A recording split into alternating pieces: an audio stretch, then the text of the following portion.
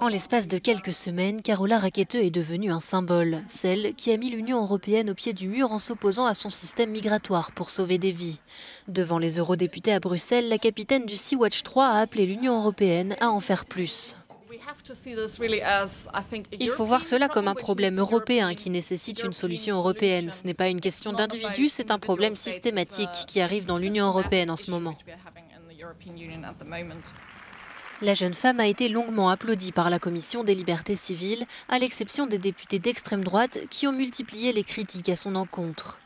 Carola Rackete avait attiré l'attention du monde entier en juin dernier lorsqu'elle avait été arrêtée après avoir forcé l'entrée du Sea-Watch 3 dans le port de Lampedusa, malgré l'interdiction italienne.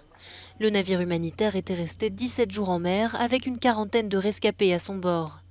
L'Allemande de 31 ans est toujours sous le coup d'une enquête en Italie pour aide à l'immigration clandestine. L'ex-ministre de l'Intérieur Matteo Salvini s'en était vivement pris à la jeune femme. Si on interdit définitivement à cette ONG et ce navire d'aider les trafiquants d'êtres humains, alors l'objectif sera atteint. À Bruxelles, de nombreuses personnes sont venues apporter leur soutien à Carola Rackete.